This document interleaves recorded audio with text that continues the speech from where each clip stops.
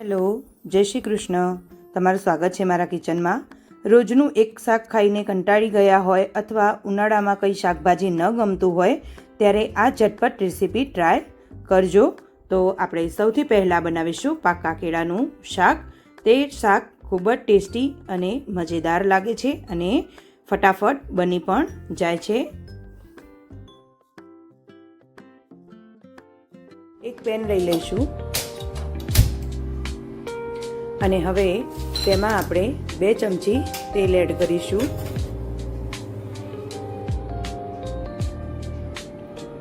હવે તેલને થોડીવાર ગરમ થવા દઈશું. ગરમ થઈ જાય એટલે પછી તેમાં આપણે રાઈ એડ કરીશું. રાઈને સરસ એવી ફૂટી જવા દઈશું અને હવે તેમાં આપણે જીરું એડ કરીશું. જો તમારે રાઈનો વઘાર ન કરવો હોય અને એકલા જીરાનો વઘાર કરવો હોય તો પણ ચાલે. હવે તેમાં 2 તીખા મરચાં અને લીમડો એડ કરીશું. તેને થોડીવાર સાંતળી લઈશું અને પછી તેમાં આપણે પિંચ હળદર એડ કરીશું. આ શાક ખાવામાં ખૂબ જ ટેસ્ટી એવું લાગે છે અને તમે મારી રેસીપી કઈ સિટી અને કયા સ્ટેટમાંથી જુઓ છો તે મને જરૂરથી જણાવજો. તમને મારી રેસીપી કેવી લાગે છે તે પણ મને કોમેન્ટ જરૂરથી કરજો. હવે તેમાં આપણે 2 પાકા કેળા લઈ લેવાના છે. એકદમ ઢીલા નહીં, થોડા કઠણ હોય તેવા લઈ લેવાના અને આવી રીતે ઝીણા કટ કરી અને તેને આપણે તેલમાં એડ કરીશું અને હવે હળવા હાથેથી બધું મિક્સ કરી લઈશું. સરસ એવા મિક્સ થઈ જાય પછી આપણે તેમાં જે ઉપરથી મસાલા એડ કરવાના છે તે મસાલા એડ કરીશું. હવે તેમાં લાલ મરચું એડ કરીશું. જો તમારે લાલ મરચું ન ખાવું હોય તો ઓપ્શનલ છે. અડધી ચમચી લાલ મરચું પાવડર, અડધી ચમચી ધાણા જીરું પાવડર, સાથે આપણે તેમાં સ્વાદ અનુસાર મીઠું એડ કરીશું અને લાસ્ટમાં તેમાં ખાંડ એડ કરવાની છે. જો કેળા જરા એવા ખાટા હોય તો તમારે ખાંડ એડ કરવાની અને જો પાકા સરસ થોડા ગળચટા કેળા હોય તો ખાંડ એડ કરવી નહીં, તો ખાંડ ઓપ્શનલ છે.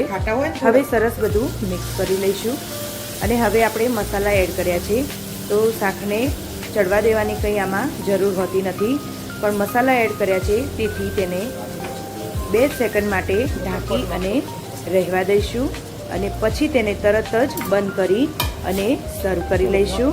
તો શાકને ખાલી તેલ છૂટે ત્યાં સુધી જ રાખવાનું છે. હવે તરત જ તેને સર્વ કરી લઈશું. તો ખૂબ સરસ એવું આપણે કેળાનું શાક બનીને તૈયાર થઈ ગયું છે. સાઈડમાં તેલ પણ છૂટું પડી ગયું છે. લાસ્ટમાં કોથમીર એડ કરી અને તેને રોટલી કે ભાખરી સાથે સર્વ કરીશું. આ શાક તમને કેવું લાગ્યું જરૂરથી એકવાર કોમેન્ટ કરજો અને તમે કઈ રીતે બનાવો છો તે પણ મને કોમેન્ટ જરૂરથી કરજો. તો હવે આપણે સબ્જીને બંધ કરી લઈશું અને સર્વ કરી લઈશું. હવે આપણે બનાવીશું મસાલેદાર પાપડનું શાક.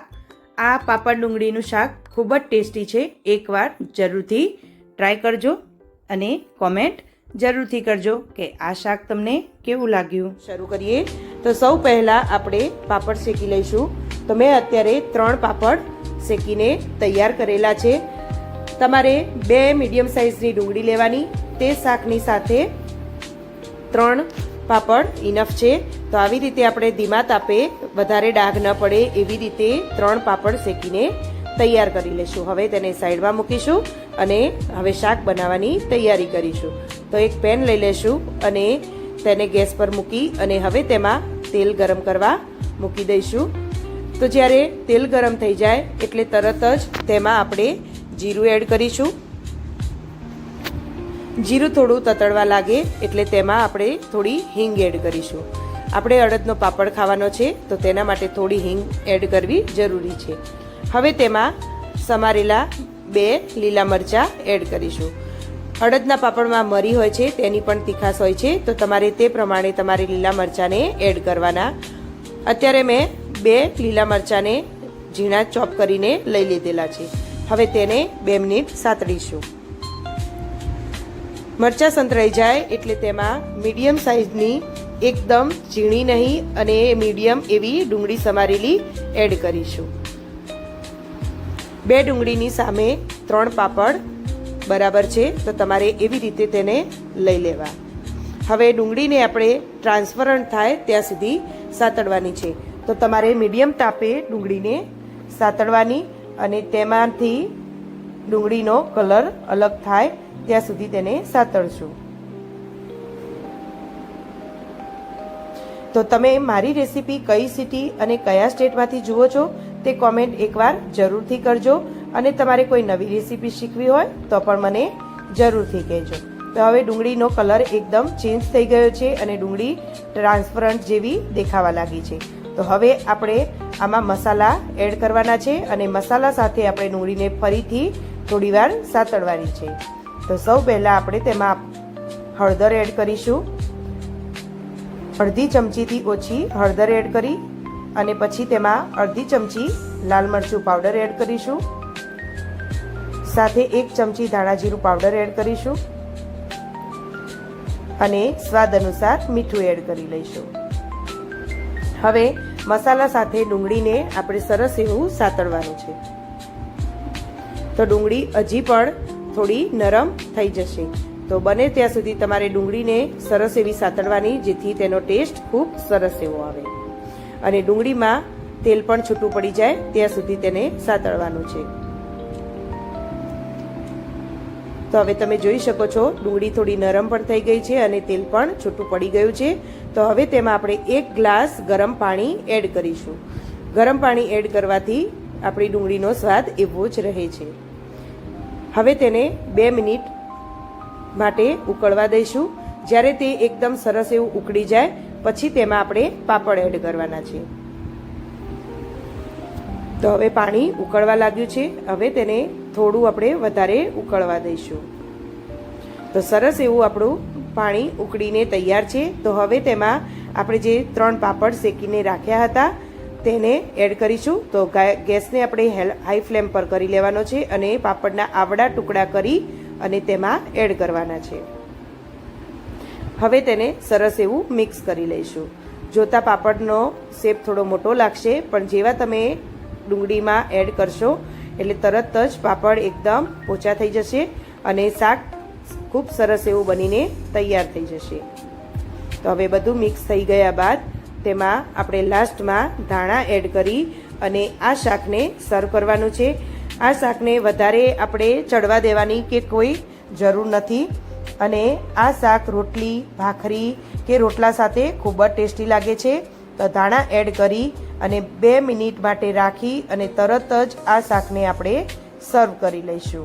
તો તમને આ શાક કેવું લાગ્યું એકવાર કોમેન્ટમાં જરૂરથી કહેજો, અને તમે આ શાકને શું નામ આપો છો તે પણ મને જરૂરથી કોમેન્ટ કરજો. તમારે કોઈ નવી રેસીપી શીખવી હોય તો પણ તે મને જરૂરથી કહેજો. તો ચાલો હવે આપણે શાકને સર્વ કરી લઈએ. તો હવે આપણે ગેસનો ફ્લેમ બંધ કરી લઈશું.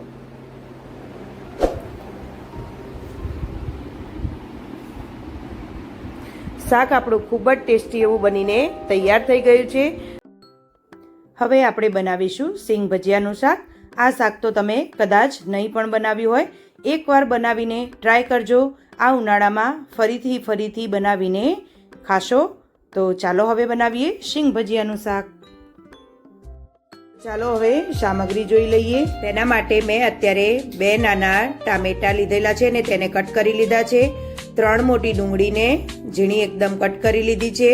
1 બાઉલ સિંગ ભજીયા, 1 કપ છાશ, રતલામી સેવ, આદુ મરચાંની પેસ્ટ અને કટ કરેલું ઝીણું લસણ. હવે આપણે રતલામી સેવને એકદમ ઝીણી ક્રશ કરી લેવાની છે. આવી રીતે તમે હાથથી પણ ક્રશ કરી શકો છો અને ખાયણી દસ્તામાં નાખીને તમે એકદમ ઝીણી ક્રશ કરીને લઈ શકો છો, પણ તેને મિક્સચરમાં આપણે ક્રશ નથી કરવાની. બસ હાથેથી જો તમે આવી રીતે મસળીને લેશો તો પણ ચાલશે. તો હવે તમે જોઈ શકો છો કે મેં કેવો ભૂકો કરી લીધેલો છે. થોડી સેવ હોવી જોઈએ અને થોડો પાવડર થઈ જાય એવું આપણે કરીને તૈયાર કરી લેવાનું છે. તો અત્યારે આપણી બધી સામગ્રી તૈયાર છે. ચાલો હવે આપણે શાક બનાવવાનું સ્ટાર્ટ કરીએ. તો તેના માટે મેં એક પેન લીધેલું છે. પેનમાં મોટા 3 થી 4 ચમચા તેલ લીધું છે. આ શાકમાં થોડું તેલ વધારે હોય છે, તેથી જો તમારે ઓછા તેલમાં બનાવવું હોય તો પણ તમે બનાવી શકો છો, પણ શિયાળામાં ખાઈશું તો આપણે તેલ થોડું વધારે હશે તો પણ ચાલશે. હવે તેમાં આપણે રાઈ એડ કરીશું. રાઈ ફૂટી જાય પછી તેમાં આપણે જીરું એડ કરવાનું છે. તો બધી જ રાઈ ફૂટીને તૈયાર થઈ ગઈ છે. તો હવે આપણે તેમાં જીરું ઉમેરીશું. જીરુંને પણ થોડી વાર તતડવા દઈશું. જીરું તરત જ થઈ જાય પછી તેમાં આપણે જે કટ કરીને લસણ રાખેલું છે તેને એડ કરી દઈશું. લસણને પણ થોડું તતડવા દઈશું. થોડું ગોલ્ડન બ્રાઉન થાય ત્યાં સુધી લસણને પણ થવા દેવાનું છે. લસણ થોડું ગોલ્ડન બ્રાઉન થાય પછી તેમાં આપણે આદુ અને મરચાંની પેસ્ટ ઉમેરવાની છે. તો લસણને થોડું થવા દઈશું અને પછી આદુ અને મરચાંની પેસ્ટ ઉમેરીશું. આમાં તીખા મરચાં તમે લેવા હોય તો પણ લઈ શકો છો અને મીડિયમ તીખા મરચાં લેવા હોય તો પણ લઈ શકો છો. તમારા તીખાસની ક્વોન્ટિટી પ્રમાણે તમે લઈ શકો છો. હવે ગેસને થોડું ધીમો કરી લેવાનો છે અને આદુ લસણ અને મરચાંને થોડી વાર સાતળવાના છે. થોડી વાર સંતળાઈ જાય પછી તેમાં આપણે ચોપ કરેલી ડુંગળી એડ કરવાની છે. ડુંગળી મેં મીડિયમ સાઇઝની 3 ડુંગળી લીધેલી હતી, તેને ઝીણી ઝીણી ચોપ કરીને લીધી છે. હવે હાઈ ફ્લેમ કરી દેવાનો છે જેથી તેમાંથી પાણી છૂટે નહીં અને આપણી ડુંગળી સરસ એવી સંતળાઈ જાય. તો ડુંગળીને આપણે ટ્રાન્સપરન્ટ થાય ત્યાં સુધી સાંતળીશું અથવા થોડી ગોલ્ડન બ્રાઉન થાય ત્યાં સુધી તેને સાંતળી લઈશું. તો ડુંગળી હવે ધીરે ધીરે ટ્રાન્સપરન્ટ થવા લાગી છે. તો તેમાં આપણે થોડું એવું મીઠું એડ કરી દઈશું. મીઠું તમારે અત્યારે થોડું એડ કરવાનું છે, પછી સબ્જી બની જાય પછી ટેસ્ટ કરીને તમારે મીઠાને એડજસ્ટ કરી લેવાનું છે. તો અત્યારે મેં ડુંગળી પૂરતું, ટામેટાં અને બધા મસાલા પૂરતું જ મીઠું એડ કરેલું છે. હવે ડુંગળી આપણી સરસ સંતળાઈને તૈયાર થઈ ગઈ છે. તો હવે તેમાં આપણે ટામેટાં એડ કરી દઈશું. ટામેટાં અત્યારે મેં મીડિયમ સાઇઝના 2 ટામેટાં લીધેલા છે. જો તમને વધારે ટામેટાની ગમે તો તમે હજુ 1 એડ કરી શકો છો. હવે ટામેટાને પણ આપણે સાતળી લઈશું. ટામેટા થોડા એવા નરમ થાય ત્યાં સુધી તેને સાતળવાના છે. આ સબ્જી ફ્રેન્ડ તમે કઈ જગ્યાએ અને કયા સ્ટેટથી તમે જોઈ રહ્યા છો તે મને કોમેન્ટ કરજો અને મારી રેસીપીઓ તમને કેવી લાગે છે તે પણ મને જરૂરથી કહેજો. તો હવે થોડું થોડું તેલ છૂટું પડવા લાગ્યું છે. તો હવે આપણે મસાલા એડ કરીશું. તો અડધી ચમચી જેટલી હળદર એડ કરીશું. 1 ચમચી જેટલું લાલ મરચું પાવડર એડ કરીશું અને સાથે જો તમે થોડું કાશ્મીરી મરચું એડ કરવા માંગતા હોય તો પણ તમે એડ કરી શકો છો. હવે ધાણા જીરું પાવડર એડ કરીશું. તો 1 ચમચી ધાણા જીરું પાવડર લઈશું. હવે બધું જ મસાલાને આપણે થોડી વાર સાતળી લઈશું. આ સબ્જી ખાવામાં ખૂબ જ ટેસ્ટી અને સરસ લાગે છે. જો શિયાળાનો તમે કોઈ પ્રોગ્રામ કરતા હોય તો પ્રોગ્રામમાં તમે એકવાર જરૂરથી આ સબ્જી બનાવીને બધાને ચખાડજો. તો તમારી વાહવાહી થશે કે વાહ શું સબ્જી બનાવી છે. તો જરૂરથી એકવાર આ સબ્જી બનાવીને બધાને ખવડાવજો. અને જો કદાચ તમારા ઘરમાં કોઈ શાક ન હોય અને ત્યારે પણ તમે આ ખાવા બનાવશો તો પણ સરસ લાગશે. મેં આમાં પિંચ જેટલો ગરમ મસાલો એડ કર્યો છે. ગરમ મસાલો ઓપ્શનલ છે, જો તમારે એડ કરવો હોય તો તમે કરી શકો છો, ન કરવો હોય તો પણ ચાલે. તો હવે આપણા બધા જ મસાલા સંતળાવા લાગ્યા છે. તેમાંથી થોડું થોડું તેલ પણ છૂટું પડવા લાગ્યું છે. જ્યારે તેલ એકદમ વધારે છૂટું પડે પછી જ તમારે તેમાં છાશ એડ કરવાની છે. તો હવે સાઈડમાં તમે જોઈ શકો છો કે આપણું તેલ છૂટું પડી ગયું છે. તો આપણે હવે તેમાં છાશ એડ કરીશું.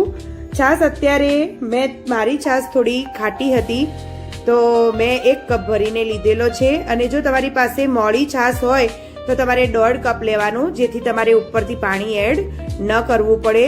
બને ત્યાં સુધી મોળી છાશ જ લેવાની છે. તો અત્યારે 1 કપ જેટલી છાશ મેં એડ કરી લીધી છે અને છાશ થોડી ખાટી હતી એના માટે થઈને મેં ગરમ પાણી એડ કર્યું છે. જો તમારે છાશ ખાટી હોય અને પાણી એડ કરવાનું થાય તો હંમેશા તમારે ગરમ પાણી જ એડ કરવાનું, જેથી તમારા શાકનો સ્વાદ એવો ને એવો જ રહે, બદલાય પણ નહીં. તેથી તમે કોઈ પણ ખાવાનું બનાવો તો તમારે ગરમ પાણી જ એડ કરવાનું, જેથી તમારો સ્વાદ બિલકુલ ચેન્જ ન થાય. તો અત્યારે મેં 1/2 કપ જેટલું ગરમ પાણી એડ કર્યું છે. હવે ગેસને આપણે મીડિયમ રાખી અને છાશને કન્ટિન્યુ હલાવવાની છે, જેથી છાશ ફાટી ના જાય. અને છાશને આપણે થોડી ઉકળવા દેવાની છે. જ્યારે તે ઉકળી જશે અને પછી જ આપણે બધું બીજું એડ કરવાનું છે, તો છાશને આપણે થોડી વાર ઉકળવા દઈશું. તમે શાકમાં તેલ પણ જોઈ શકો છો કે આપણા શાકમાં તેલ કેવું કમ્પ્લીટ બધું જ ફૂટી ગયું છે. તો આવી રીતે તમારે શાકમાં તેલ આટલું ઇનફ છે, તમારે તમારી ક્વોન્ટિટી પ્રમાણે તેલ લેવું. તો આપણી છાશ હવે ઉકળવા લાગી છે, તો ધીરે ધીરે ઉકળે પછી જ તમારે બીજી વસ્તુને એડ કરવાની છે. છાશ ઉમેરી અને તરત બધી વસ્તુ એડ નથી કરવાની.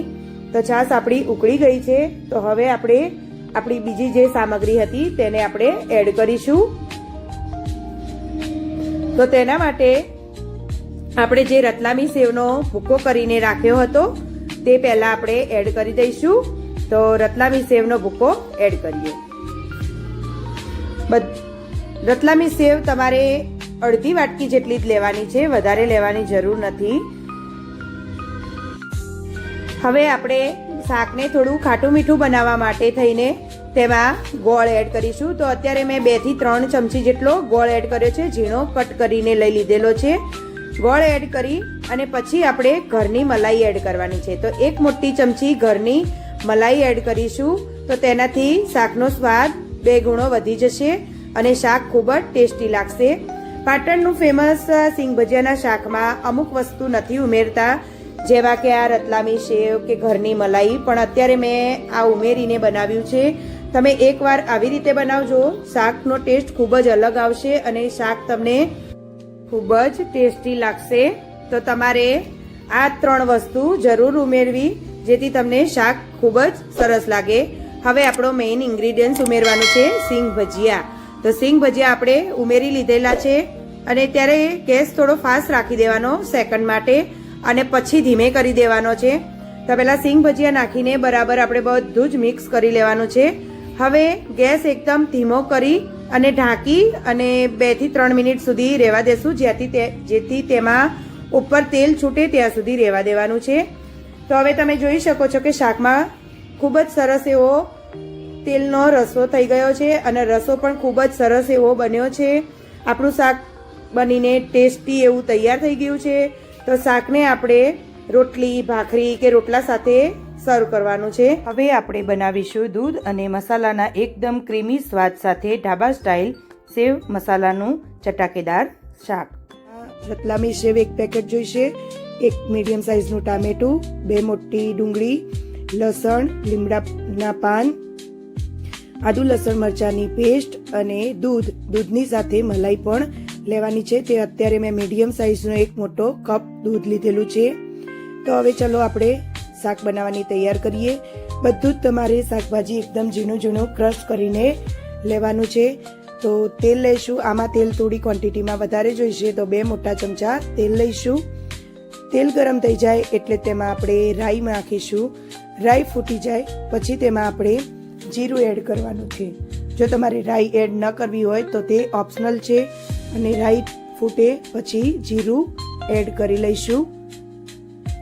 ફ્રેન્ડ્સ, આજે મારું ગળું થોડું ખરાબ છે, તો મારો અવાજ તમને થોડો અલગ લાગશે, પણ તમે આ સબ્જી એકવાર જરૂરથી બનાવજો. પછી તમે કટ કરીને રાખેલું હતું તે લસણ એડ કરીશું અને લસણને થોડું ગોલ્ડન બ્રાઉન થવા દઈશું. જરા ગોલ્ડન બ્રાઉન થાય પછી તેમાં આપણે ચોપ કરીને જે ડુંગળી રાખેલી હતી તે એડ કરવાની છે. તે પહેલાં લીમડાના પાન એડ કરી લઈશું. લીમડાના પાન એડ કરીને ચોપ કરેલી ડુંગળી એડ કરી દઈશું. હવે ડુંગળીને આપણે સાતળવાની છે, પણ ડુંગળી નાખ્યા પછી તમારે ગેસ હાઈ ફ્લેમ પર કરી દેવાનો છે, જેથી ડુંગળીમાંથી પણ પાણી છૂટે નહીં. તો ડુંગળીને મેં જરાક હલાવી લીધી અને પછી ગેસ એકદમ ફાસ્ટ કરી લીધો છે. હવે ડુંગળીને આપણે થોડી સાંતળવાની છે, જે જરા ટ્રાન્સપરન્ટ થાય ત્યાં સુધી તેને સાંતળી લઈશું અને પછી તેમાં લસણ અને મરચાંની પેસ્ટ એડ કરીશું. મરચાંની ક્વોન્ટિટી તમારે વધારે લેવી હોય તો તમે લઈ શકો છો, જે તમને જેટલું તીખું ભાવે તે પ્રમાણે તમે એડ કરી શકો છો. અત્યારે મેં 2 થી 3 લીલા મરચાં તીખાવાળા લીધેલા છે. પછી તમને જે તીખાસ માટે જોઈએ તે તમે એડ કરી શકો છો. એ આદુ અને મરચાં પણ થોડા સંતળાઈ ગયા છે અને તમે જોઈ શકો છો કે ડુંગળી પણ થોડી ટ્રાન્સપરન્ટ થઈ ગઈ છે. તો હવે આપણે તેમાં ટામેટાં એડ કરવાના છે. તો અત્યારે મેં એક મોટું ટામેટું કટ કરીને લીધું છે. તમારે આવું એકદમ ઝીણું કટ કરીને લેવાનું છે, જેથી સબ્જી આપણી ખૂબ જ સરસ એવી બનીને તૈયાર થશે. તો ટામેટાં એડ કરીને તેને આપણે સરસ એવા સાંતળીશું અને ગેસ આપણે હાઈ ફ્લેમ જ રાખવાનો છે, ધીમો કરવાનો નથી. હવે તેમાં આપણે થોડું મીઠું એડ કરીશું, જેથી ટામેટાં જલ્દીથી ચડી જાય. હવે મસાલા એડ કરીશું. તો મસાલામાં હળદર, લાલ મરચું એડ કરીશું. લાલ મરચું પણ તમે તમારી તીખાસ પ્રમાણે લઈ શકો છો અને ધાણા જીરું પાવડર એડ કરીશું. હવે આપણે મસાલાના પણ સરસ એવા સાંતળવાના છે. તો જ્યાં સુધી બધા જ મસાલા સંતળાઈ જાય અને આજુબાજુમાં બધું જ તેલ બહાર છૂટું પડી જાય ત્યાં સુધી આપણે મસાલાને સરસ એવા સાંતળી લેવાના છે. જેટલું ધીમા તાપે એ મસાલાને સાંતળશો એટલી જ તમારી સબ્જી બનીને સરસ એવી તૈયાર થશે. તો તમે જોઈ શકો છો કે આપણા મસાલા સંતળાઈ ગયા છે અને આજુબાજુમાં તેલ પણ છૂટું પડી ગયું છે. તો હવે તેમાં આપણે થોડો ગરમ મસાલો એડ કરીશું. ગરમ મસાલો એડ કરીને સાંતળી લઈશું. હવે સરસ એવું તેલ છૂટું પડી ગયું છે. તો હવે આપણે મેઇન ઇન્ગ્રીડિયન્ટ્સ આપણે એડ કરવાનું છે કે તે છે દૂધ, અને તેને આપણે મલાઈ સાથે એડ કરવાનું છે. તો અત્યારે મેં એક મોટો કપ દૂધ લીધેલું છે. તે દૂધને નોર્મલ ઠંડુ હોય એવું લેવાનું છે, એકદમ ફ્રીજનું નીકાળીને નથી લેવાનું. તો દૂધ એડ કરીને પછી તેને આપણે દૂધમાં એક ઉભરો આવે ત્યાં સુધી તેને ઉકાળવાનું છે. તો થોડી વાર પછી તમે જોઈ શકો છો કે દૂધમાં ધીમે ધીમે ઉભરો આવવા લાગ્યો છે અને દૂધ નાખ્યા પછી કન્ટિન્યુ આપણે દૂધને હલાવવાનું છે. તો દૂધમાં પણ ઉભરો આવવા લાગ્યો છે અને તેલ આપણું બધું જ છૂટીને તૈયાર થઈ ગયું છે. તો આપણે ત્યાં સુધી દૂધને ગરમ કરવાનું છે. તો આ સબ્જી ખાવામાં ખૂબ જ ટેસ્ટી લાગે છે. ફ્રેન્ડ્સ, બને ત્યાં સુધી તમે જરૂરથી એકવાર થોડી આ સબ્જી બનાવીને ટ્રાય કરજો. હવે તેમાં આપણે જે રતલામી સેવ તૈયાર કરીને રાખી હતી તે એડ કરી લઈશું અને જેવું તમે અંદર એડ કરો બધું મિક્સ કરી લઈશું. મિક્સ કરી અને પછી તરત જ આપણે ગેસ બંધ કરી દેવાનો છે. તો ગેસ બંધ કરી અને પછી તેને આપણે થોડી વાર એમ જ રહેવા દેવાનું છે. તો મેં ગેસ બંધ કરી લીધો છે અને શાકને એમ જ આપણે રહેવા દઈશું. હવે શાકને આપણે ઢાંકીને 4 થી 5 મિનિટ માટે એમ જ રહેવા દેવાનું છે, જેથી તેમાંથી તેલ પણ છૂટું પડી જશે અને આપણું શાક બનીને ટેસ્ટી એવું તૈયાર થઈ ગયું છે. તો હવે હું ઢાંકીને 5 મિનિટ માટે ગેસ પર રહેવા દઉં છું. 5 મિનિટ પછી તમે શાકને હું તમને બતાવી દઉં કે શાક ખૂબ જ બનીને સરસ ટેસ્ટી એવું તૈયાર થઈ ગયું છે. તેલ પણ આપણું છૂટું પડી ગયું છે. તમે સેવ નાખી અને તરત જ ગેસ બંધ કરી લેવાનો છે. ઉપરથી આપણે ધાણા નાખીને શાકને સર્વ કરીશું. તો આશા છે કે તમને આજની આ રેસીપી ગમી હશે. વિડીયોને લાઈક કરજો, મિત્રો સાથે શેર કરજો અને આવી અવનવી રસોઈ માટે ચેનલને સબસ્ક્રાઈબ જરૂરથી કરજો. આવજો. Thank you. બાય.